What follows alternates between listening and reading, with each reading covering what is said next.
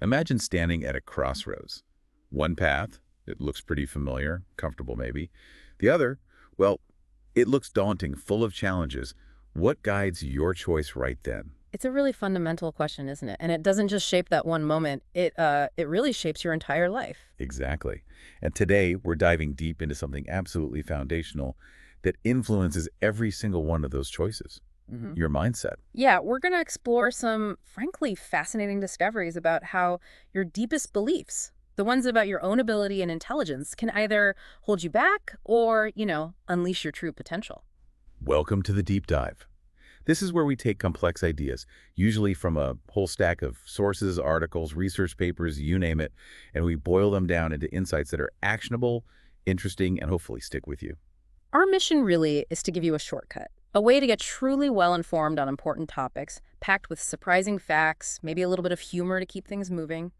Think of us as your guides, helping you find those key nuggets of knowledge you'll want to think about, maybe even share. And today, we are absolutely taking a deep dive into this revolutionary concept of mindsets. We're pulling from some really profound research here, stuff that has genuinely reshaped how a lot of people think about achievement and personal growth. We're going to unpack that crucial difference between what's called a fixed mindset and a growth mindset. And we'll show how these perspectives, well, they play out everywhere. In the classroom, the boardroom, even in our relationships, on the sports field. Everywhere. And maybe most importantly, we'll look at concrete ways you can actually cultivate a growth mindset, how you can learn to embrace challenges and maybe achieve more than you ever thought possible. So as we dig into this, maybe ask yourself this. Have you ever felt like you just hit a wall? Convince yourself, oh, I'm just not good at this. Or maybe you've seen other people who seem to excel effortlessly and you've wondered, what's their secret? Right. As we unpack all this, think about which perspective might be holding you back, or, maybe which one's already pushing you forward. It's definitely something worth keeping in mind as we talk. Unpacking the two mindsets, fixed versus growth. So to really get into this, our journey into mindsets, it actually starts with a pretty captivating origin story. Ah. It's rooted in the early research of the person who really pioneered this whole idea. It really is. When she was a young researcher, just starting out, something happened that was, well, pivotal. It changed her trajectory and, frankly, how many of us now understand human potential. She was really curious about how people cope with failure. Oh, okay. So she decided to study it by watching children, just one at a time, as they tackled puzzles. Some were easy, build up some confidence. Makes sense. But then came the hard ones, the ones designed to really push them.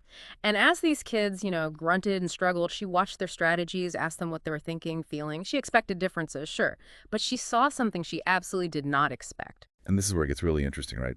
Because confronted with those really tough puzzles, a lot of the children, they just seem to crumble. Yeah, immediate signs of inadequacy, even despair. They saw the difficulty not as, a puzzle to figure out, but as proof. Proof they weren't smart. Like the puzzle itself was judging them. Exactly. Judging their intelligence and finding it lacking. They might blame themselves, give up quickly, get frustrated. It was like their whole self-worth was tied up in solving it fast and easy. Wow. But then there was the contrast. Yes, the surprising contrast. Other children facing the exact same hard puzzles were thrilled. There was this one 10-year-old boy she talks about who literally pulled up his chair, rubbed his hands together, and exclaimed, "I love a challenge." That's amazing. Total opposite reaction. Completely. They didn't see difficulty as a judgment. They saw it as an exciting opportunity to learn, to stretch themselves, to grow. And that fundamental reframing difficulty as opportunity, not judgment, that became the core insight. That sparked decades of research into these two mindsets, fixed versus growth. This difference in reaction really brings us head to head with a debate that's been going on for centuries, hasn't it? Yeah. Is intelligence something fixed, like your eye color, or is it malleable, something that can change? It's an old debate, for sure. And it's not new. Way back, early 20th century, Alfred Binet, the inventor of the IQ test. Right. He actually protested against what he called brutal pessimism. He argued, and this is a direct quote, with practice, training, and above all method, we managed to increase our attention, our memory, our judgment, and literally to become more intelligent than we were before. That's powerful, especially coming from the IQ guy. Exactly. It was a real pushback against the idea that your smarts were just set in stone from birth. And, if we fast forward to today, most experts really echo Binet's sentiment. It's not this simple either-or thing, not just nature or nurture. It's both interacting. Always interacting. Neuroscientist Gilbert Gottlieb talks about it as a constant give and take right from conception. Our genes need input from the environment to even work properly. They're always in dialogue. And what's really exciting is that scientists keep learning more about our incredible capacity for lifelong learning and brain development. So it's not like learning stops after school. Not at all. And Robert Sternberg, he's a big name in intelligence research. He emphasizes that the major factor in achieving real expertise isn't some fixed ability you start with, it's purposeful engagement. Purposeful engagement. Meaning, putting in the focused effort, the practice, the learning over time. The people who seem like naturals aren't always the ones who end up the most accomplished. It's about the work. So if the experts, neuroscientists, psychologists agree that intelligence isn't fixed, what does that really mean for us, for our potential? Well, it means a person's true potential is not just huge, it's often completely unknowable at any single point in time. You just can't predict what someone might achieve with years of passion, hard work, and dedicated training. That's a big idea. Impossible to know. Think about some famous examples. Charles Darwin, Leo Tolstoy, apparently considered pretty ordinary kids. All right, Darwin. Yeah. And Ben Hogan, arguably one of the greatest golfers ever, described as totally uncoordinated, even graceless as a kid. Wow. Cindy Sherman, the photographer, hugely influential artist, failed her first photography course. No way. Yep. And Geraldine Page, amazing actress, was told early on she should just give up because she lacked talent. These aren't just like quirky stories then. They really drive the point home. Absolutely. They show powerfully that where you start isn't your destiny. Your beginning doesn't dictate your end point. There's room to grow, to become. Okay, let's make this even more concrete. Yeah. How do these two mindsets actually show up in, say, just a regular bad day? All right, good way to think about it. Imagine this scenario. You go to a class, one that's really important to you. You get your midterm paper back, C+ here. Big disappointment. Ouch. Okay. Then, later that day, you find a parking ticket on your car. Adding insult to injury. Exactly. And feeling totally lousy, you call your best friend to vent, and they just kind of brush you off. Not really listening. Okay, yeah, that's a properly bad day. How does the fixed mindset person react?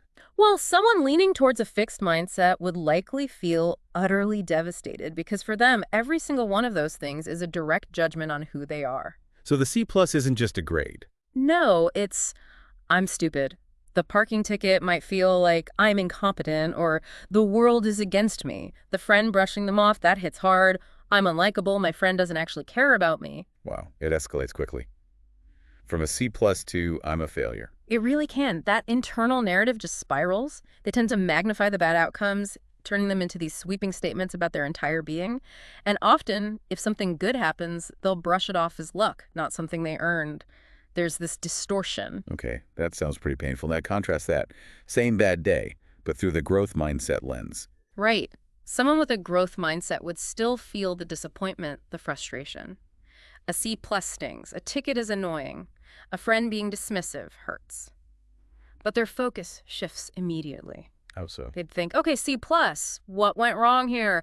What study strategies didn't work? What can I do differently next time for the ticket? Ugh, okay, need to be more careful parking, or maybe I should find a better spot next time. So focusing on action, on learning. Exactly. And with the friend, wonder why they brushed me off. Maybe they're having a bad day. Should I check in later and see if everything's okay? They're open to the information, even if it's unflattering, because it's not a judgment on their core worth. It's just data to learn from. So every setback becomes feedback. Yeah. An opportunity. Pretty much. An opportunity to learn, adapt, and improve. It's a fundamentally different way of processing the exact same events. And it's important to realize this isn't just about how smart you think you are, right? Yeah. It applies to personality, too. Absolutely. Howard Gardner in his work talked about this. He distinguished between an intelligence mindset dealing with mental ability and a personality mindset. Personality mindset, like Like how you think about your qualities. Are you dependable, cooperative, caring, socially skilled? Are those things fixed or can you develop them?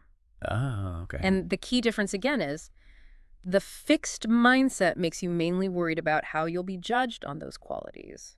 Are you seen as dependable? Are you liked? Whereas the growth mindset? It's focused on improving them. How can I become more dependable? How can I improve my social skills? How can I be a better friend? So think about people you know, Or even yourself, someone who's always trying to prove themselves, maybe super sensitive about being wrong, That's often the fixed mindset operating, seeking that constant validation. versus someone who, when they hit an obstacle, they try to stretch themselves, learn, adapt. That's the growth mindset in action, propelling them forward. It's a really useful lens to think about your own reactions, isn't it? Which way do you tend to lean? Definitely. And this difference, it can lead to some really significant consequences, like missing out on important opportunities. Oh, absolutely. That's a major danger of fixed mindset thinking. There was this really telling study done at the University of Hong Kong. Oh. Now, in Hong Kong, everything's taught in English classes, textbooks, exams. So obviously, being fluent in English is pretty crucial for academic success there. Makes sense. So the researchers identified students coming in as freshmen who weren't yet fluent in English, and they asked them a simple question. If the university offered an optional English improvement course, would you take it? Seems like a no-brainer, right? If you need the skill. You'd think. But the results were stark. Students with a fixed mindset were less likely to say yes. Why? That seems counterintuitive. Because they were afraid the course would expose what they saw as their fixed deficiency in English.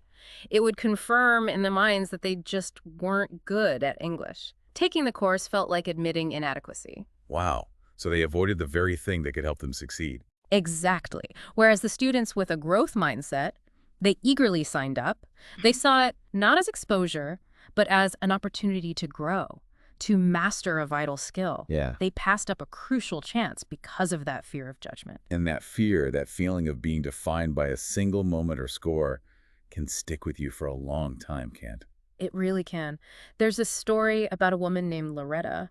When she was just 5, shortly after moving to the U.S., she took some tests and wasn't placed in the Eagles, which was the elite kindergarten class. Okay, Eagles. Got it. And even though she did well academically later on, always stayed with the top group, she always felt that initial test defined her. She felt she wasn't a true Eagle. Even years later. Years later, the fixed mindset leaves no room for becoming an Eagle if you weren't one right off the bat. It suggests that score that moment is forever. And this connects to how people sometimes judge potential really prematurely, right? Based on superficial stuff. Oh, definitely.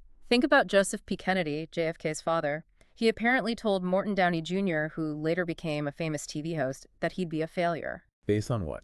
Based on the fact that Downey Jr. wore red socks and brown shoes to some fancy club, Kennedy supposedly said, "I don't know anybody wearing red socks and brown shoes who ever succeeded." That's ridiculous. It is, but it perfectly highlights that fixed mindset belief that you can just know someone's potential immediately based on these tiny, often irrelevant details. So what ties all these examples together?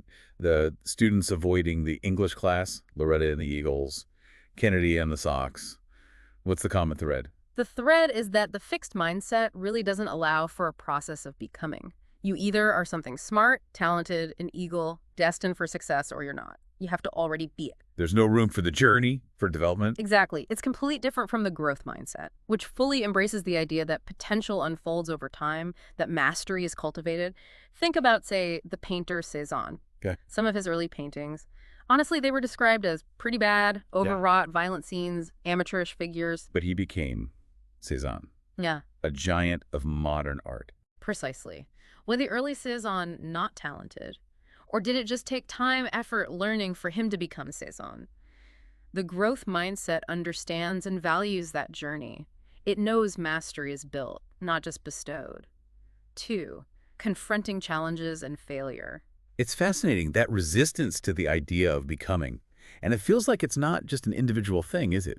It seems like our whole society kind of glorifies effortless achievement. You've hit on something really important there. Malcolm Gladwell wrote about this, how we tend to value natural, effortless accomplishment much more than achievement that comes through visible struggle and effort. Yeah, we build up our heroes like they were just born with these superpowers, right? Like they're destined for greatness. Exactly. It's as if, Midori popped out of the womb playing the violin perfectly, Michael Jordan was born dribbling, Picasso is doodling masterpieces in his crib. It's the fixed mindset ideal writ large across our culture. Totally. And this creates what some researchers call the effortless perfection trap. There was a study at Duke University that found real anxiety and depression among female students who felt pressure to be perfectly beautiful, perfectly smart, perfect in every way, all without appearing to try. That sounds exhausting. And maybe impossible. Right. And it's not just an American thing. A French executive, Pierre Chevalier, noted, "We are not a nation of effort. After all, if you have savoir-faire, you do things effortlessly." So effort is seen as uncool, a lack of talent. In that fixed view, yeah, often. But for people with a growth mindset, the perspective is totally different. They believe even geniuses work incredibly hard. What's so heroic about just having a gift anyway? They might appreciate talent, sure, but they truly admire effort. Because effort is what activates the talent. Exactly. Effort is what ignites ability and turns it into real accomplishment, no matter where you start. This difference really comes into sharp focus when we talk about, well, failure. Oh, absolutely. Because in the fixed mindset, something crucial happens. Failure gets transformed. It stops being an action, I failed, and it becomes an identity. I am a failure. That's a huge, devastating shift. It can be. Think about that 3-year-old boy, Robert, whose parents literally called him a failure because he didn't get into the top preschool. A 3-year-old? I know. Or Ernie Els, the great golfer. After a long dry spell, he wasn't just worried about losing tournaments, he worried he would be a different person, a loser. His identity was on the line. And you see it with college applications every year, right? Kids feeling defined by rejection letters. Countless young people become the girl who didn't get into Princeton or the boy who didn't get into Stanford. In that fixed mindset, your self-worth is incredibly fragile. It's always hanging by the thread of the next success, the next validation. So how does the growth mindset handle failure differently? It still hurts, presumably. Oh, absolutely. Failure is painful no matter your mindset. But in the growth mindset, it doesn't define you. It's seen as a problem to be faced, dealt with, and most importantly, learned from. Can you give an example? A really powerful one is Jim Marshall, the former Minnesota Vikings player. Famously, in a big game, national TV, he recovered a fumble and ran 60-plus yards for a touchdown. Right. But he ran the wrong way, scored for the other team. Oh, my God. On national television. Yep. He said it was the most devastating moment of his life. The shame was immense. But it didn't break him. It didn't define his career. He faced it, learned from it, and it became the story of resilience, not permanent disgrace. That's incredible resilience. Yeah.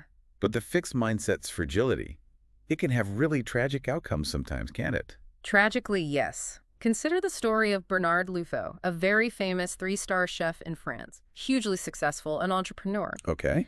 But then a prestigious food guide rated him down slightly, just by 2 points, and there was speculation he might lose his coveted 3rd Michelin star. Still seems like a relatively minor setback in a great career. To outsiders, yes. But for Loiseau, operating within that fixed mindset, this potential downgrade triggered a devastating new self-definition. Failure. Has been. And tragically, he ended his own life. That's heartbreaking. Just shows how deeply that failure identity link can cut. It really does. In that mindset where your entire worth is tied to constant, perfect validation, a blow like that can feel like a complete obliteration of self.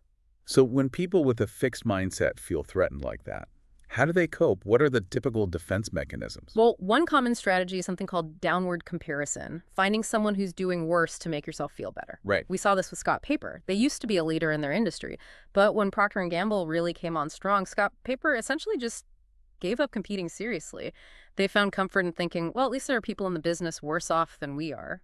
So instead of rising to the challenge, they just settled for feeling superior to someone else. Pretty much. It protected their ego in the short term, but meant giving up on their own growth and potential. What else? Blame, excuses. Oh, absolutely. Blaming external factors or making excuses is classic fixed mindset. John McEnroe, the tennis legend, is a prime example. Oh, yeah, he was famous for that. It was never his fault when he lost. He had a fever, a backache, the crowd was bad, the tabloids were distracting him. Sometimes he was too in love, sometimes not enough. He ate too close to the match, he was too heavy, too thin, too hot, too cold, undertrained, overtrained. The list is endless. It really is. And apparently his most agonizing loss still keeps him up at night. Not because he's thinking, what could I have done differently? But because in his mind, it still defines him as someone who failed that day. He focuses outward on blame rather than inward on learning. And then there's distortion. Even outright lying. Yes, that's another coping mechanism, sometimes taken to extremes. Think about those cases like Janet Cook or Stephen Glass. Both were young reporters who became huge stars really fast. Weren't they the ones who fabricated stories? Exactly. Cook won a Pulitzer for a story about an 8-year-old drug addict who didn't even exist. Glass wrote tons of compelling articles for the New Republic based on sources and events he just made up. Why would they do that? Risk everything. Because the fixed mindset doesn't allow you the luxury of becoming great. You have to already be the brilliant whiz kid. The idea of struggling, of learning on the job, of admitting they didn't know everything was too threatening to that fixed image they'd built. So deception became the way to maintain the facade. So across all these reactions, comparing down, blaming, making excuses, even lying, the goal is always to protect that fixed image of competence. Precisely. It's about preserving the ego, avoiding the judgment that comes with imperfection or struggle. But ironically, that very avoidance is what stunts growth and ultimately prevents real, sustainable success. It's a self-defeating cycle. 3. Mindsets in specific domains: sports, business, and relationships. Okay, let's shift gears a bit and see how these mindsets really play out in some specific, often high-pressure areas. Let's start with sports. The mindset of a true champion seems often to be about effort and improvement, not just raw talent, right? Absolutely.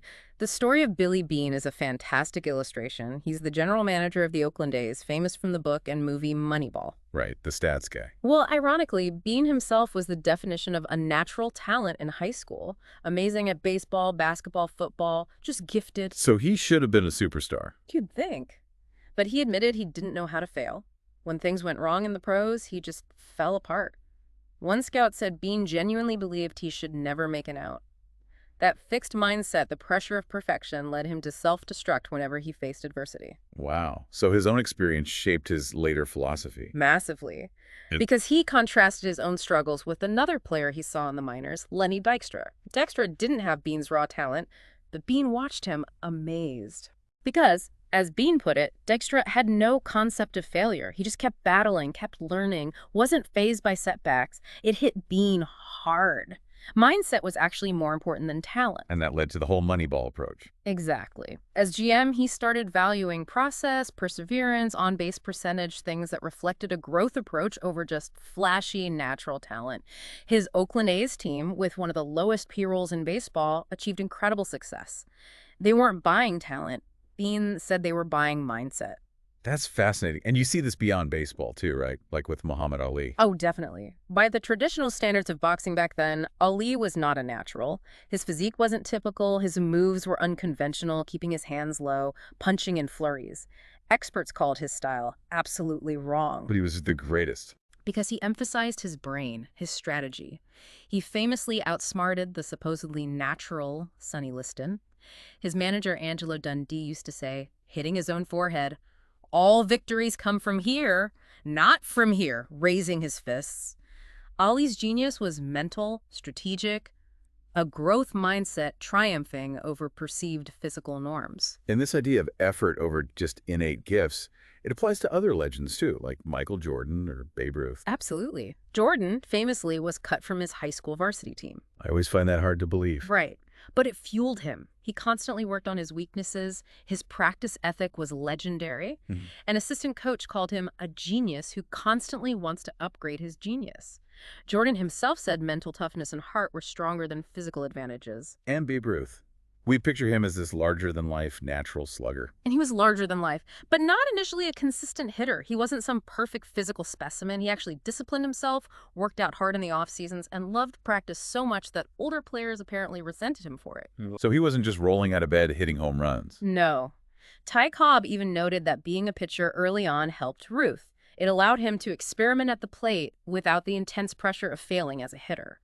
He developed into the Sultan of SWAT through dedication and a willingness to learn. So it's not just about overcoming a lack of talent, it's also about constantly pushing your limits, even if you are talented. Exactly. It's about stretching. Mia Hamm, the soccer icon, put it beautifully. Somewhere behind the athlete you've become, there is the little girl who fell in love with the game. That love fuels the drive. That's great. Or think about Miranda, a wrestler. After a tough loss, someone told her, "You're a joke." She said first she cried, but then it set her resolve. She thought, I had to know if effort and focus and belief and training could somehow legitimize me. Inspired partly by her mother's passing, she embraced that challenge, won an Olympic bronze, and then went to Yale Law School, ready to start at the bottom again. Choosing the challenge again. Always choosing the challenge. And sometimes that stretching seems almost superhuman. Christopher Reeve, after his paralyzing accident. Superman. Right. Doctors told him to accept total paralysis, but he questioned why couldn't he learn to move again? He pursued intense therapy, even when doctors called it denial. 5 years later, he started regaining movement. Incredible. Or Jackie Joyner-Kersee, the track star, overcoming an asthma attack mid-race to win, or later, in her last Olympics, battling a serious hamstring injury to win a bronze in the long jump. She turned assorted heartbreaks into fuel for a comeback. These aren't stories of fixed limits. They're stories of monumental growth. It makes you think about that idea of the natural curse. Like, being too talented early on can actually hold you back. It can. Bruce Jenner, now Caitlyn Jenner, who won the Olympic decathlon, reflected that being dyslexic might have actually helped her win. How so? Because dyslexia forced her to realize early on that the way you get ahead in life is hard work. Naturals, she suggested, often don't learn how to work that hard because things come too easily at first. Which ties into that idea of character, doesn't it? Exactly. Character being that ability to dig down and find the strength even when things are going against you. We saw the contrast with Pedro Martinez, the Red Sox pitcher. Incredibly talented, but sometimes seemed to crumble under pressure, maybe feeling the weight of that curse of the Bambino. Ah, the curse. But then look at the Red Sox team that broke the curse. Management shifted focus away from just individual stars, emphasizing teamwork, getting rid of players focused only on personal glory, and they won. It showed that character, that team growth mindset, could be learned and could overcome decades of history. Which brings up another point, even in individual sports.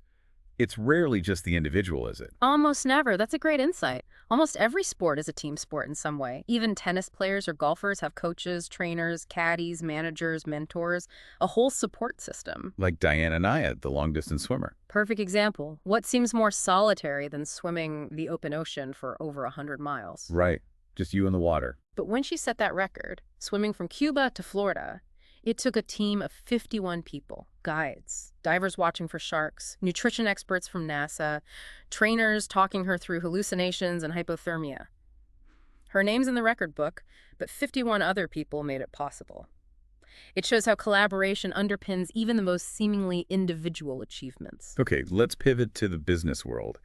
We see similar dynamics there too, right? This obsession with talent. Oh, definitely. Malcolm Gladwell wrote about this in The Talent Myth. How American corporations got fixated on the idea that finding and hiring naturals, these super talented individuals, was the key to success. The consulting firm McKinsey even pushed this talent mindset: pay top dollar for the geniuses and they'll win the game for you. Sounds a bit like the sports star model. Very similar. It became the prevailing wisdom. Recruit the best and brightest and you'll beat the competition. But does that always work out? Does it create the best leaders? Well, that's where it gets interesting. Jim Collins, in his famous book Good to Great, studied companies that made that leap from just good to truly great, sustainable performance. And what kind of leaders did he find drove that transformation? Were they those larger-than-life, charismatic types? Surprisingly, no. He found the opposite. The leaders who transformed companies weren't the big ego types. They were often self-effacing people who constantly asked questions and had the ability to confront the most brutal answers. Meaning they could face failure, even their own. Exactly. They could look failures squarely in the face, learn from them, while still maintaining faith that they would ultimately succeed. That's a profoundly growth-oriented perspective focused on learning reality, not just maintaining an image of brilliance. So what do the fixed mindset CEOs look like in contrast? They often share some common, often damaging traits. Take Albert Dunlap, Chainsaw Al. Right, known for ruthless cost-cutting. He seemed obsessed with proving his own worth through just one number: shareholder profits. He surrounded himself with yes men, avoided problems, or Scott Paper giving up against P&G.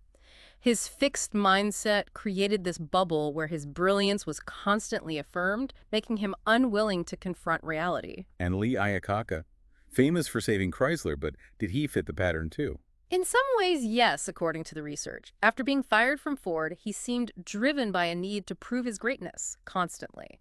He focused heavily on public image, stock price, maybe at the expense of long-term investment in new car designs or better manufacturing. So short-term wins over long-term health. Arguably. The sources suggest he became somewhat isolated, intolerant of criticism, rewarding loyalty over competence, much like he accused Henry Ford II of being. His later attempt at a hostile takeover of Chrysler suggested to some that his ego might have overshadowed the company's best interests. So a common pattern is surrounding yourself with flatterers, avoiding bad news. Yes. believing some people are just inherently superior, refusing to look at deficiencies. There's the example of the A&P grocery chain shutting down its own successful new superstore format because it wasn't what the top brass wanted to hear. They couldn't adapt. Meanwhile, growth-minded Kroger did adapt and thrived. So that avoidance of challenging information, Yeah. it really stifles the whole organization's ability to learn and adapt. Hugely, it creates an environment where problems get hidden, dissent gets punished, and the company becomes brittle in a changing world. Okay, so what's the contrast? Growth mindset, leadership, and action. Look at Lou Gerstner turning around IBM. He was explicitly a growth mindsetter. IBM in the late 80s was struggling, stuck in a culture of arrogance, internal battles, ignoring customers. Oh, like a mess. It was. Wall Street was down on him. Stock price wasn't moving initially. But Gerstner focused on changing the culture. He emphasized collaboration, customer focus, learning. And within a few years, IBM was leading its field again. It shows the power of a leader focused on development, not just predetermined talent. And there's actual research showing this works on a smaller scale, too. Yep. A management study used a simulated furniture company task. They found that groups whose managers believed skills could grow with experience, the growth mindset managers, performed significantly better. How so? Their teams were more open to feedback, they actively sought it out, they collaborated more effectively than the groups led by fixed mindset managers who believed managerial skills were just innate traits. What the leader believes about potential really impacts performance. And growth-minded leaders are better at avoiding groupthink. It seems so. Alfred Sloan at GM used to deliberately postpone decisions if everyone agreed too quickly. He wanted his team to develop disagreement, to really understand all sides of an issue. Fixed mindset leaders often see dissent as a threat and punish it, which kills critical thinking. So the takeaway for organizations isn't just hire stars. No. The better bet seems to be hiring and training managers who embody that growth mindset. People with a passion for teaching and learning, who are open to feedback giving and receiving it, and who see obstacles as challenges to overcome, not signs to give up. That creates a culture of continuous improvement. Makes sense. Now let's get personal. How do these mindsets play out in our relationships? Love, romance. Oh, they have a huge impact here, too. In the fixed mindset, the ideal for love is often this instant, perfect, and perpetual compatibility. The soulmate idea, meant to be. Exactly. Riding off into the sunset, living happily ever after without any real work involved, like a fairy tale. What's the problem with that view? Well, problem number one is the belief. If you have to work at it, it wasn't meant to be. This mindset expects everything good to just happen automatically because of love. Can you give an example? Sure. There's the story of Charlene and Max. Intense connection at first, felt like they totally understood each other. But then Max had this moody side, let's call it a perceived fixed trait. Charlene wanted to talk about it when it flared up. Max just wanted to be left alone, assuming she should just understand him without needing discussion. So they couldn't communicate about it. Neither could really work through it. Because in their fixed mindset, the need to put in effort meant something was fundamentally wrong with the relationship itself, not just that they needed to develop better communication skills. Relationship experts like Aaron Beck or John Gottman totally disagree with this. They say every relationship requires effort and learning. What other problems arise from the fixed mindset in a relationship? Well, problem two is often mind reading and avoiding real communication. If you believe you and your partner should just automatically share all the same views and understand each other perfectly, then why bother talking things through? This leads to assumptions, misunderstandings, and festering resentment. Makes sense. And number 3. Blaming your partner's fixed traits, and this often escalates into contempt. If you see flaws or problems as stemming from unchangeable negative traits in your partner, he's just selfish, she's just clueless. It leads to anger, disgust, and ultimately contempt, which is poison for a relationship. Like Penelope, who kept rejecting guys for tiny flaws. Right, a tacky gift, putting ketchup on his food, bad phone manners. She saw these as signs he wasn't the already perfect person she was waiting for, rather than just, minor quirks or things you could talk about. Or Brenda and Jack, who, after a simple miscommunication, both retreated into blaming each other's fixed personality flaws instead of just saying, hey, I think we misunderstood each other there. The blame game starts fast. So in all these fixed mindset relationship scenarios, the underlying belief is it should be easy, problems are signs of incompatibility, and effort means it's doomed. Exactly. It sets people up for disappointment and makes it really hard to build resilient, deep connections that can weather challenges. Okay, so what's the growth mindset alternative in relationships? The growth mindset assumes that all aspects you, your partner, and the relationship itself are capable of growth and change.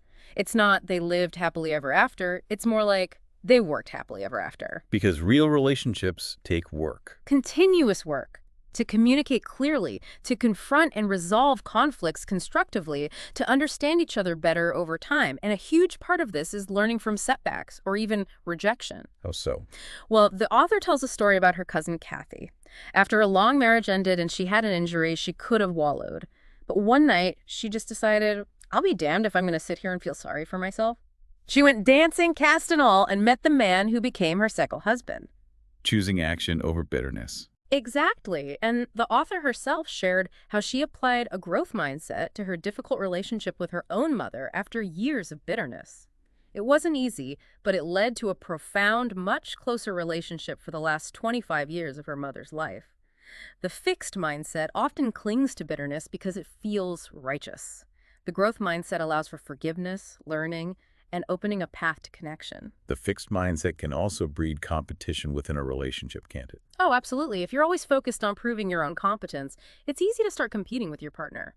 Who's smarter? Who's more talented? Who's more liked? Like Susan's boyfriend Martin, who felt diminished by her popularity. Right. Even though he was successful himself, her success felt like a threat to him. Or Cynthia, the brilliant scientist who felt she had to outshine her partners in their own fields, acting, music, which, unsurprisingly, drove them away. She felt she needed to equal or surpass them in everything. That stifles any sense of partnership. So what does mutual development look like in a growth-oriented relationship? It looks like partners being genuinely interested in each other's growth. Take Laura and James. Laura could be defensive, but James helped her learn to talk through issues calmly. They became, as the source says, vitally interested in each other's development. He supported her dream of writing children's books. She supported him in starting his own company. They helped each other become the people they wanted to be. That sounds much healthier. And this applies to friendships, too, not just romantic partnerships. Definitely. Friendships are also places where we can help each other grow and provide that important validation. But growth-oriented validation is different. Wow. Instead of just saying, oh, you're not stupid, after a friend bombs an exam, a growth-minded friend might ask, hey, what happened? Do you feel like you understood the material? Did you study enough? Maybe you need a tutor. Let's talk it through. It focuses on process, learning, and finding solutions, not just empty reassurance. It's about offering a path forward.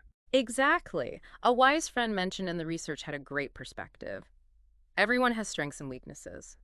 Your social circle would be pretty boring if you only hung out with perfect people. The only real deal breaker, she said, are people who consistently make you feel bad about yourself. And this fixed mindset can even affect things like shyness. It can. There was a client, George, described by therapist Scott Wetzler. George was so anxious about appearing cool and witty and so terrified of looking needy or eager that he acted cold and dismissive towards an attractive coworker, Jean, even when she was clearly interested. He sabotaged himself out of fear of judgment. Totally. He was completely controlled by his fear of social judgment. But with therapy, he shifted his focus from being judged to developing a relationship. He managed to apologize to Jean and ask her out. It shows that even these ingrained patterns driven by fixed mindset fears can be changed when you shift the underlying belief. 4. Nurturing the growth mindset. Parenting and education. Okay, let's move into an area where mindsets are arguably formed most powerfully: parenting and education. And here's where we hit a really surprising, almost counterintuitive finding from the research. Yes, get ready for this one. Praising children's intelligence harms their motivation and it harms their performance. Wait, what? Praising kids for being smart is bad. That seems wrong. We do it all the time. I know, it feels completely counterintuitive. We think we're building their confidence, right?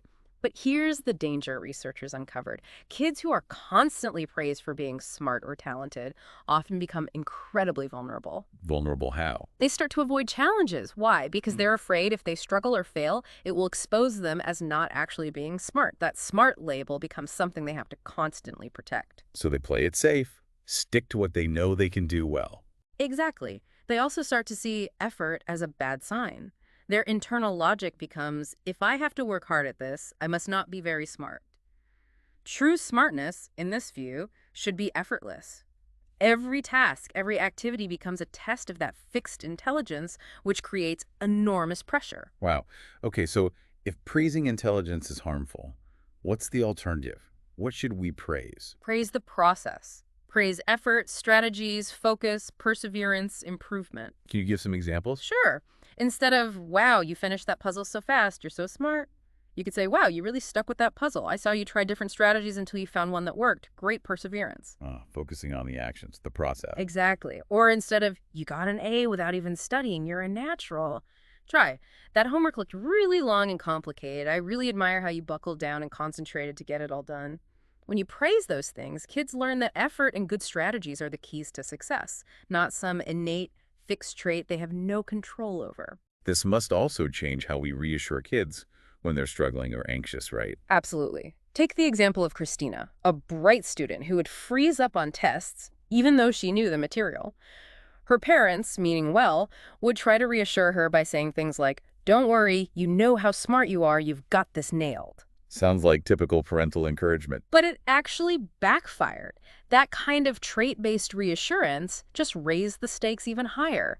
It made her more anxious about failing to live up to that smart label. So what would growth mindset reassurance sound like in that situation? Something more like, wow, it must feel awful to feel like everyone's evaluating you and you can't show what you actually know. We know you've learned this stuff and we really care about your learning process. We're so proud that you've stuck with it and kept working hard. See the difference. Yeah, it focuses on the effort, the learning, the feelings, not on the outcome as proof of smartness. Exactly. It validates the struggle and reinforces the value of the process. Similarly, consider Elizabeth the gymnast. She didn't win any ribbons at a meet. Her dad didn't just say, oh, you were robbed. He told her honestly, you know, you haven't really earned it yet. Lots of girls there worked a lot harder than you. Wow, that's pretty blunt. It is, but he didn't stop there. He also said, if you just want to do gymnastics for fun, that's totally fine. But if you want to excel and win ribbons, it's going to take more effort. He gave her the choice and linked effort to outcome, and she took it to heart and started working harder. So honest feedback, even if it's critical, is actually more helpful than false praise or protecting kids from disappointment. That's what the research strongly suggests. Withholding constructive criticism doesn't actually build long-term confidence. It hinders their future development. Many coaches complain about this, athletes getting defensive about corrective feedback, parents blaming refs or coaches to protect their kids' ego. But kids need that feedback to learn and improve. Okay, so what makes criticism constructive then? How do you do it right? Constructive criticism isn't about judging the child's character or intelligence. You're lazy or just not good at math. It's about helping them fix something specific, build a better product, or do a better job. It's focused on the task or the action, not the person. Got it, like the homework example. Right. Billy does sloppy homework. Fixed mindset, Dad. Can't you ever get this right? Are you dense or just irresponsible? That attacks his intelligence and character. Okay, painful. Growth mindset, Dad. Growth mindset, Dad. Son, it really upsets me when you don't complete the assignment fully. Let's figure out a time when you can sit down and finish it properly. It focuses on the action, incomplete work, expresses the parent's feeling, and points towards a solution. And we need to watch out for kids labeling themselves too, right? Yes, like Philip, the teenager who spilled nails and immediately said, gee, I'm so clumsy. His growth mindset father corrected him gently but firmly. That's not what we say when nails spill. We say, the nails spilled, I'll pick them up. It reframes it from a fixed trait, clumsy, to a simple event and a responsible action. I'll pick them up. These lessons start really early, don't they? Even before school. Incredibly early. Toddlers are already picking up messages from how their parents react to mistakes. Is a mistake something worthy of judgment and punishment? Or is it an occasion for teaching and suggestions? Kids of fixed mindset parents tend to internalize, good performance means I'm smart. Bad performance means I'm dumb. Kids of growth mindset parents tend to believe their parents are just encouraging learning and good habits. Even really ambitious parents can foster growth, though. It's not about lowering expectations. Not at all. Look at Tiger Woods' father, Earl. Hugely ambitious for Tiger, obviously, but he focused intensely on fostering Tiger's love for the game and his dedication to continuous learning and growth. Earl Woods famously said, if Tiger had wanted to be a plumber, I wouldn't have minded, as long as he was a hell of a plumber. The goal was growth and being a good person, not just achieving a specific outcome based on innate talent. That focus on growth is key in great teachers too, isn't it? Oh, absolutely. Truly great teachers embody the growth mindset. Think of Marva Collins in Chicago. She taught kids labeled disadvantaged, learning disabled, emotionally disturbed. And she got amazing results, right? Unbelievable results. 4-year-olds reading by Christmas, 7-year-olds reading the Wall Street Journal discussing Plato and Shakespeare. How? She believed fiercely in their capacity for growth and worked incredibly hard, demanding they do the same. Her motto was basically, "There's no magic here. I just love kids and work harder than most people, and so will you." She showed them effort was the path. And coaches, too, like John Wooden at UCLA. Legendary growth mindset coach. Took over a terrible UCLA basketball team. Picked to finish last. What did he do? Constant training in the basic skills, conditioning, and mindset. His teams won 10 NCAA championships. His focus was always on the process, the journey, the daily improvement, not just innate talent. And Pat Summitt, the Tennessee women's coach. Another great example, 8 national championships. She actually said she learned that success lulls you. Losing forces you to get better, to develop a more complete game. She worried success had become the enemy because it could remove that drive for constant growth. As Michael Jordan's college coach told him, you never stay the same. You're either getting better or you're getting worse. That really underscores the importance of continuous effort. Yeah. And the way a teacher teaches actually shapes the students' mindsets. Definitely. Research showed high school math students whose teachers really tried to understand their thinking process. Okay, let's see how you're approaching this and then figure out what to try next. Those students move towards a growth mindset in math. Compare it to students whose teachers just focused on drilling and memorization for tests. Even if those teachers said they believed in a growth mindset, the teaching practice itself has to reflect that focus on learning and process, not just the words. Actions speak louder. Okay, one more critical area, bullying. Hmm. How do mindsets affect how kids cope with being bullied? It's a huge factor. Researchers gave 8th graders a scenario. Imagine being teased, called names, told you're a loser every single day. How would you react? And the fixed mindset kids. They took it incredibly personally. They saw the bullying as proof of who they really were. That loser label felt true and permanent. This could lead to feelings of hopelessness, depression, and sometimes tragically fantasies of violent revenge. Think about the Columbine shooters, described as misfit teenagers who felt judged and rejected. Their fixed identity as losers seemed to fuel their horrific actions. That's chilling. What about the growth mindset kids? How did they respond to the same scenario? Their response was remarkably different. They didn't see the bullying as a reflection of their own worth. They tended to see it as the bully's problem. Like something must be wrong with them. Exactly. They'd think things like, he's probably bothering me because he has problems at home.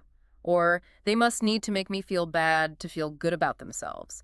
Their focus wasn't on internalizing the loser label, but on understanding the bully's behavior. And what did they want to do about it? Often, they wanted to educate the bully. One student said, I would actually talk to them, ask them questions. Why are they doing this to me? It reflects a desire to understand and maybe even help, rather than just feeling victimized or wanting revenge. There are therapists who work on this principle, right? Yeah. Helping kids see it differently. Yes. Stan Davis is one therapist mentioned. He tries to steer bullied kids away from violent fantasies by empowering them. It's about using your mind to make things better. He argues that just accepting bullying insults the bullies too, by assuming they aren't capable of changing or becoming better people. That's a powerful reframe. Is there an example of that in action? Haim Janat, the child psychologist, shared a great example. A letter a teacher wrote to an 8-year-old bully named Jay. The teacher didn't condemn Jay. Instead, she showed respect, acknowledged his leadership potential, and asked for his advice on how to help the child he was bullying. Wow. Asking the bully for help. Yeah. It shifted the whole dynamic. From judgment to potential, from punishment to compassion and constructive influence. It invited Jay to see himself differently and choose a better path. It's a beautiful example of applying a growth mindset to a really tough situation. V, the path to change, cultivating your growth mindset. Okay, after hearing all of this, the impact of mindsets on everything from sports to relationships to how we handle failure, the massive question has to be, are we stuck with the mindset we have? Or can we actually change it? That is the crucial question. And the fantastic news is, yes, you absolutely can change your mindset. Mindsets are a really important part of who you are, but they are not carved in stone. That's really encouraging. So just knowing about the two mindsets is the first step. It's a huge first step. People often report that once they understand the difference between fixed and growth, they start noticing their own fixed mindset moments. Ah. Catching yourself when you're about to pass up a challenge because you're afraid of looking dumb. Or when you feel totally defined by a mistake or a failure. Exactly. Or when you get discouraged because something requires a lot of effort, thinking it means you're not good enough. Once you notice that fixed mindset voice kicking in, you can consciously choose to switch tracks. You can activate the growth mindset instead. Right. You can choose to take the challenge, learn from the failure, keep putting in the effort. It's like you gain agency over your own internal response. There's that great analogy in the movie Groundhog Day, isn't there? Oh, perfect analogy. Bill Murray's character, Phil Connors. At first, stuck repeating the same day, he uses it for purely selfish, fixed mindset reasons, indulgence, manipulation. He's miserable. But eventually, Eventually, through sheer repetition and hitting rock bottom, he transforms. He starts embracing learning playing the piano beautifully, sculpting ice, learning French, performing countless acts of kindness.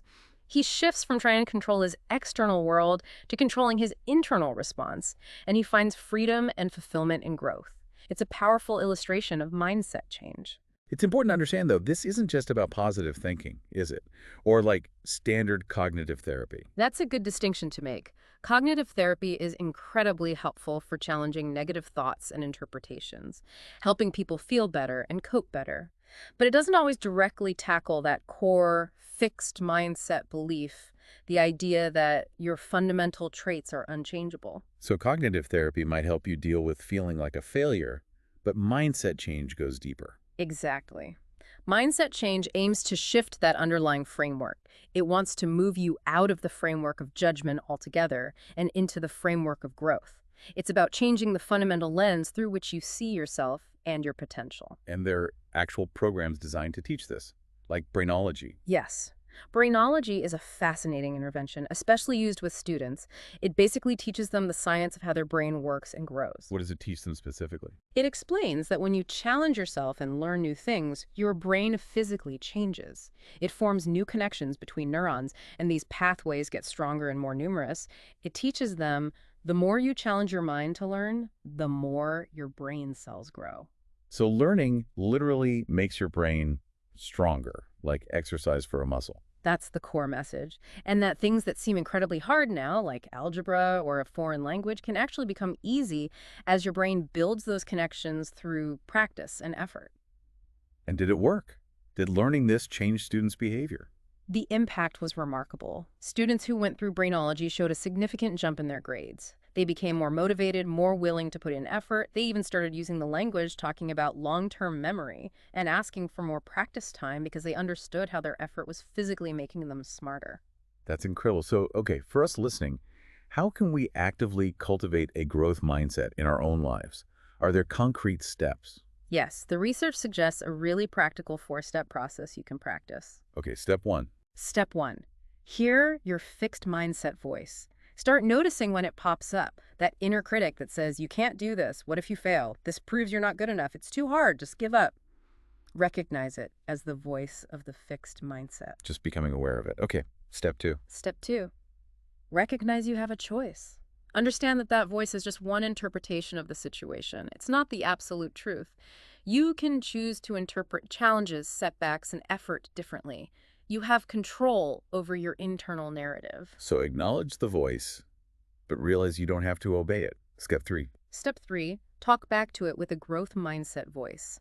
Actively reframe those fixed mindset thoughts. Instead of, I'm not good at this, tell yourself, I'm not good at this yet. Adding that yet is powerful. It really is. Instead of, this is too hard, this is challenging, and it's an opportunity to learn. Some people find it helpful to actually give their fixed mindset persona a name like Judgmental Judy or Fearful Fred. Why give it a name? It helps externalize it. It creates a bit of distance, makes it feel less like you and more like a pattern you can observe and work with rather than being overwhelmed by it. Okay, that makes sense. Hear the voice, know you have a choice, talk back with growth. What's step 4? Step 4, take the growth mindset action. This is where you put it into practice. Choose the challenge, learn from the setback, persist through the effort.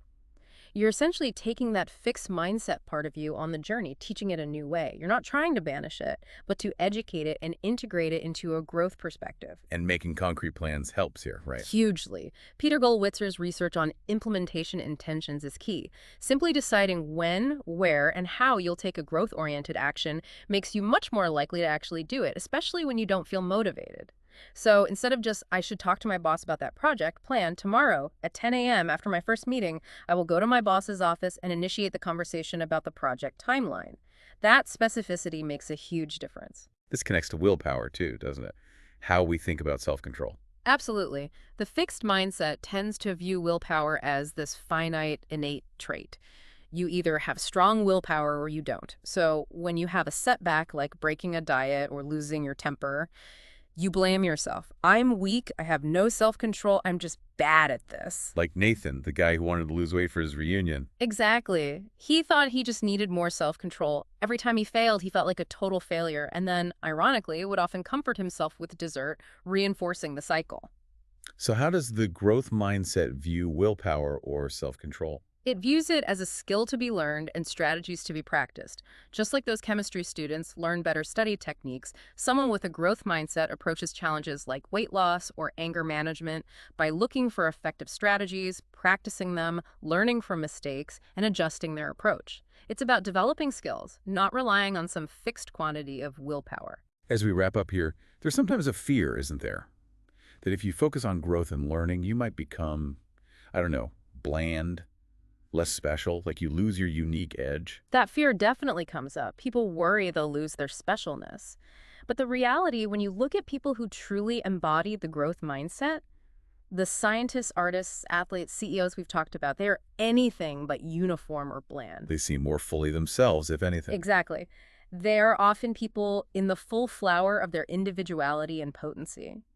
That fixed mindset's cloak of specialness might feel protective initially, but the research suggests it often becomes more like a suit of armor. A suit of armor. How? While it protects from judgment early on, it eventually constricts growth.